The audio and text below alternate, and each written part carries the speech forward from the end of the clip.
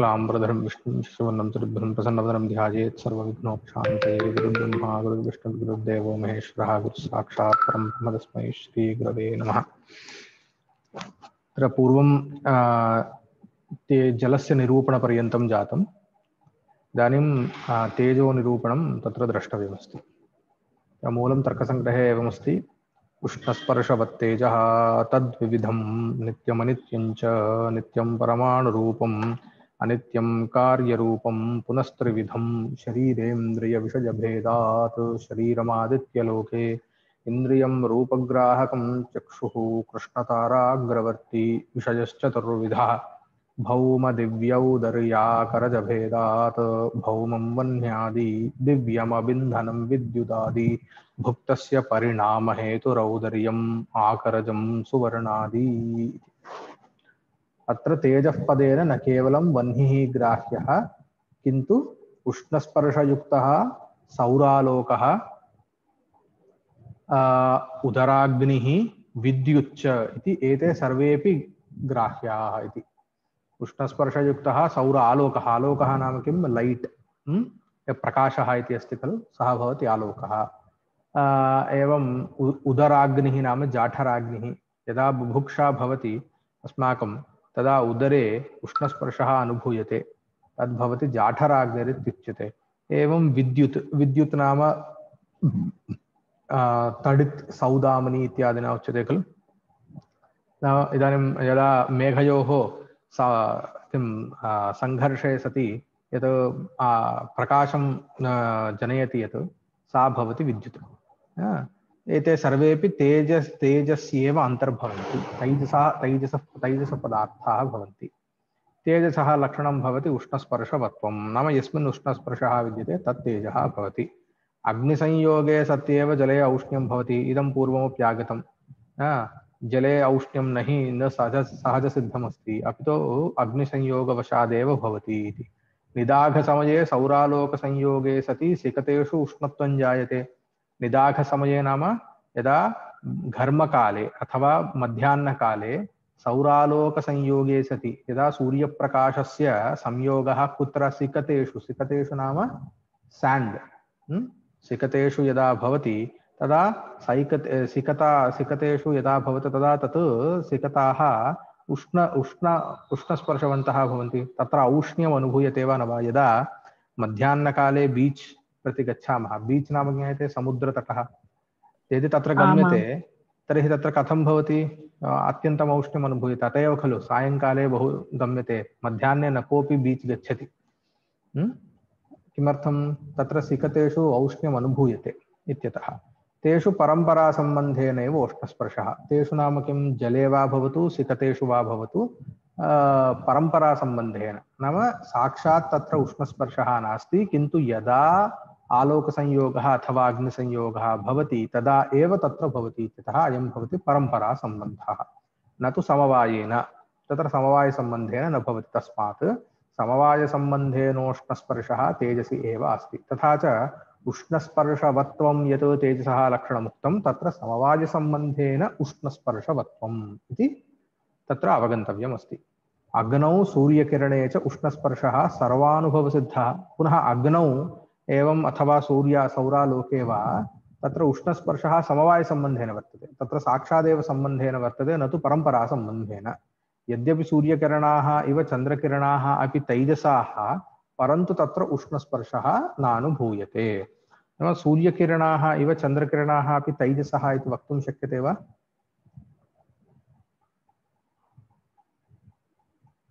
तत्र केचन किमपि स्मरन्ति वा?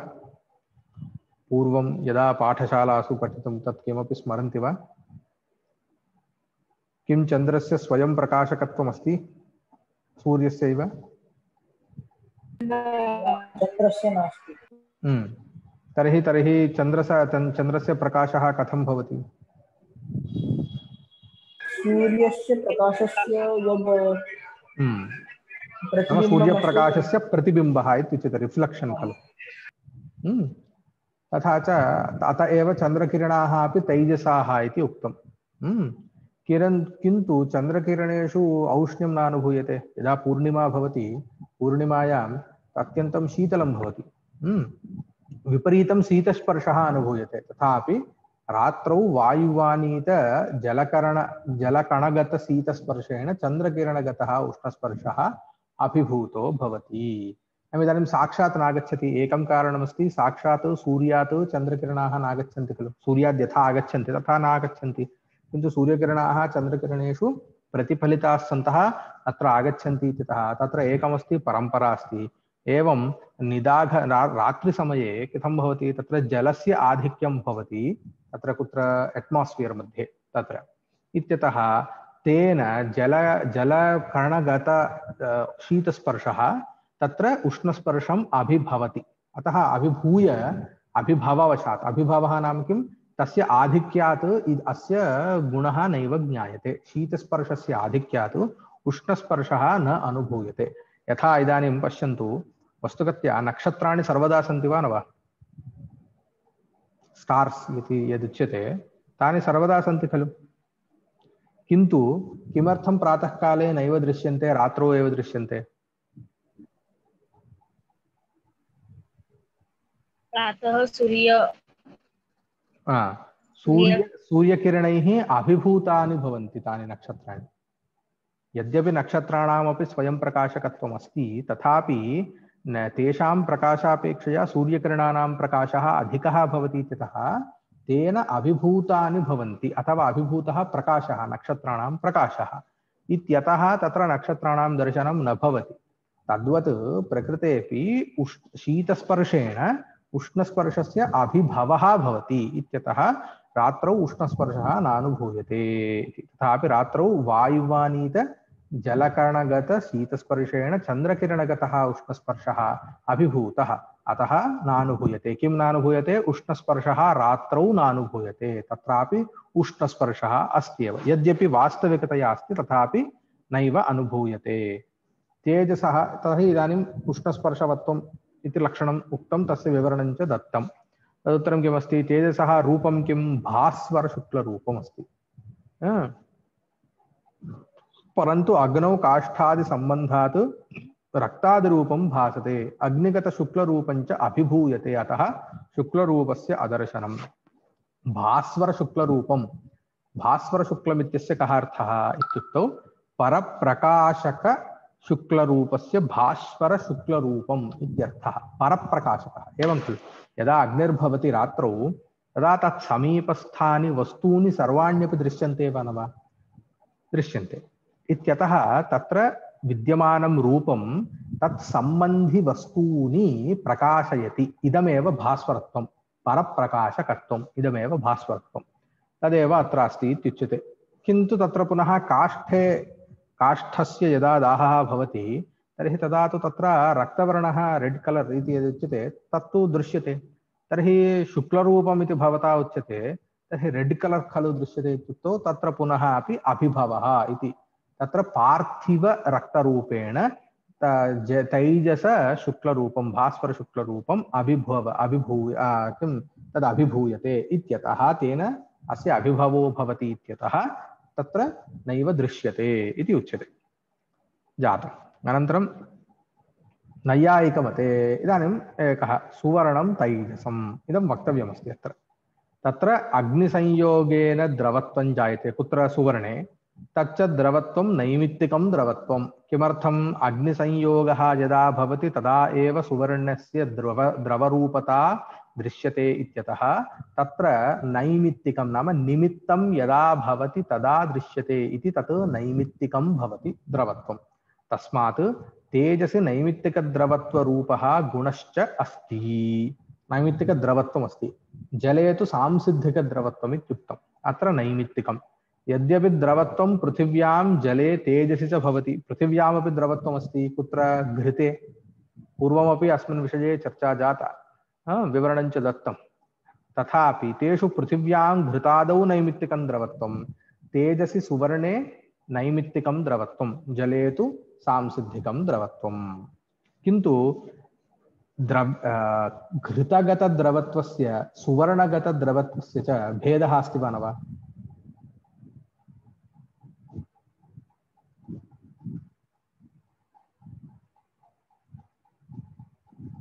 घृतं यदा अग्नौ अधिककालं स्थाप्यते तर्हि किं भवति नश्यति तावत् शीघ्रं सुवर्णं तु न नश्यति इति अनयोः भेदः विद्यते अनन्तरम् इदानीं नित्यानित्यविभागः पृथिव्यामिव तेजसि अपि बोध्यः नाम किं तैजस किं परमाणुरूपं नित्यं द्व्यणुकादि स्थूलतेजः पर्यन्तं सर्वम् अनित्यम् इति तद्विविधं नित्यमनित्यं च तत्र पुनः त्रिविधं शरीर इन्द्रिय विषयभेदादित्युच्यते तर्हि तैजसं शरीरम् अग्निलोके नाम आदित्यलोकः इति पुराणादिषु प्रसिद्धः तत्र लोके प्रसिद्धम् इन्द्रियञ्च भवति चक्षुः इति अस्माभिः मुखे गोलकं दृश्यते गोलके च कृष्णतारा चलति तस्याः अग्रभागे चक्षुरिन्द्रियमपि भवति तथा च कृष्णताराग्रवर्ति तत्र विद्यते इत्येव न तु तत्र अस्माभिः पुनः इन्द्रियेण न गृह्यते इन्द्रियं सर्वदा अतीन्द्रियं भवति तस्याः अग्रभागे चक्षुरिन्द्रियमपि भवति तच्च नैव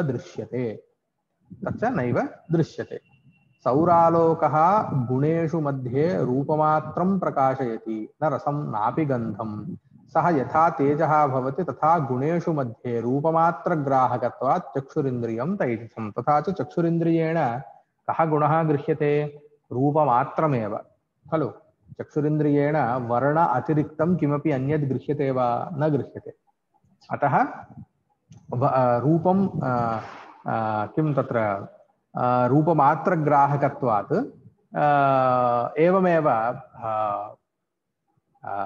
इदं यत् तेजः नाम अथवा वह्निः इति यदुक्तं तत् अन्यद् वस्तु प्रकाशयति इति यदा उच्यते तदा अन्यत्र वस्तुनि विद्यमानं कं गुणं प्रकाशयति इत्युक्तौ रूपमात्रं प्रकाशयति वर्णमेव प्रकाशयति न तु रसः अस्ति वा न वा इति प्रकाशयति खलु इति ज्ञायते अतः तत्र रूपमात्रप्रकाशकत्वम् इति तेजसः अस्ति स्वभावः तद्वत् चक्षुरिन्द्रियमपि तादृशमित्यतः चक्षुरिन्द्रियं तैजसम् इन्द्रियं भवति तदनन्तरं विषयः पुनः अत्र चतुर्विधः अन्यत्र स्थलेषु एतावता अस्माभिः चतुर्विधत्वं विषयेषु नैव दृष्टं किन्तु अत्र नूतनतया अयं विषयः विद्यते तैजसः विषयः चतुर्विधः भौमः दिव्यः औदर्यः आकरजश्च भौमः नाम किं भूमौ भवः भौमः नाम काष्ठादिजन्यः अग्निः भौमः दिवि भवं दिव्यं दिवि नाम आकाशे भवति इति दिव्यं मेघप्रभावा विद्युत् नाम किं थण्डर् अथवा स्ट्रैकिंग इत्युच्यते खलु तत् भवति लैटनिंग इत्युच्यते तत् भवति विद्युत् सा दिव्या उदरे भवः औदर्यः उदर्यम् अथवा औदर्यम् इत्यपि वक्तुं शक्यते तर्हि भुक्तस्य आहारस्य भुक्तस्य परिणामहेतुः परिणामः नाम भुक्तस्य परिणामः नाम किं पचनं डाइजेशन भुक्तं यत् आहारम् अस्माभिः तत् तस्य पाकः डाइजेशन केन भवति कस्मात् भवति इत्युक्तौ जठरे नाम जठरे उदरे विद्यमान अग्निवशात् भवति इति उच्यते अतः सः भवति औदर्यः अग्निः औदर्यः आकरं नाम किं मैन् इति ज्ञायते खलु आकरं तर्हि आकरे जायमानं सुवर्णम् आकरजं न केवलं सुवर्णम् अत्र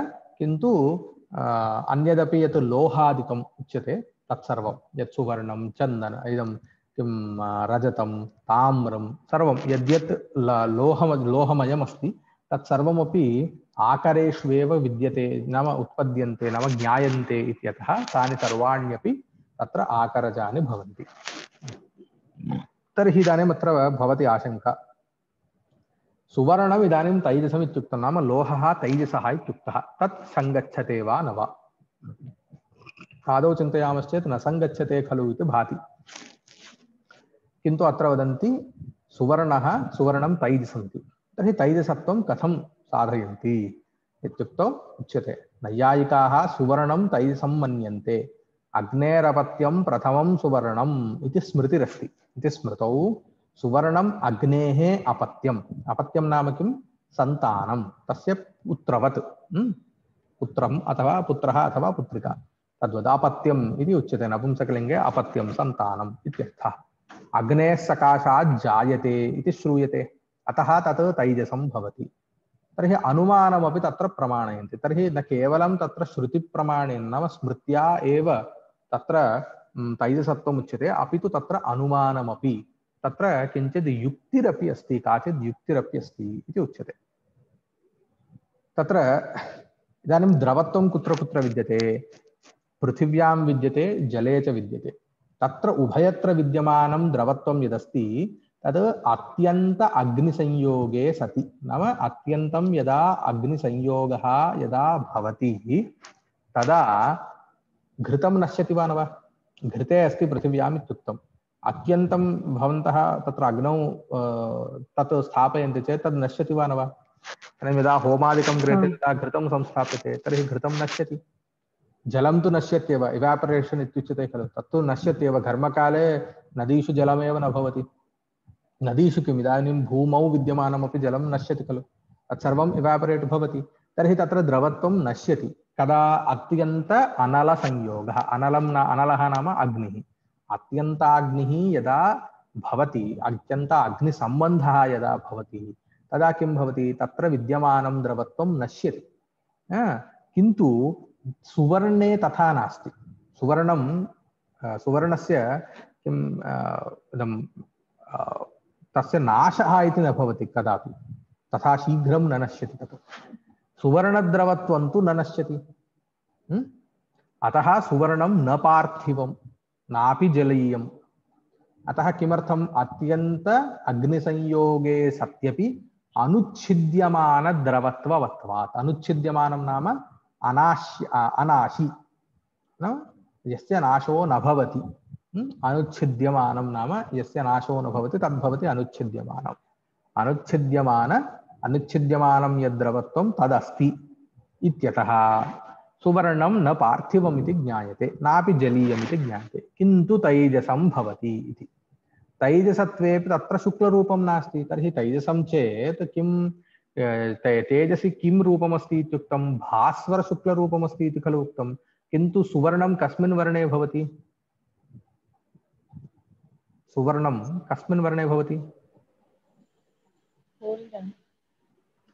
तदेव गोल्डन् नाम पीतवर्णे इति वक्तुं शक्यते खलु येल्लो समीपे खलु गोल्ड् अस्ति पीतवर्णे पीतवर्णः इति पीतरूपं कुत्र अस्ति इति कुत्र अस्ति पीतवर्णं पीतरूपम् इत्युक्तौ पृथिव्यां खलु अस्ति पीतरूपं तेजसि तु केवलं भास्वरशुक्लरूपमेव अस्ति इत्युक्तं तर्हि इदं पीतरूपं तु अस्ति इति ज्ञायते सुवर्णे इन्द्रियेण तु तथैव दृश्यते तर्हि कथं वा सुवर्णं तैजसं भवितुमर्हति इति आशंका अतः सुवर्णं किन्तु तैजसत्वेव तत्र शुक्लरूपं न भासते पीतरूपं दृश्यते इति अतः तत्र पार्थिवभागोऽपि अस्ति इति ज्ञायते अतः सुवर्णं शुद्धं तैजसं द्रव्यं नास्ति किन्तु सर्वदा पार्थिवभागेन मिश्रितमेव भवति यत् पीतरूपम् अथवा तत् यद् गोल्डन् कलर् इति उच्यते तत् कस्य इत्युक्तौ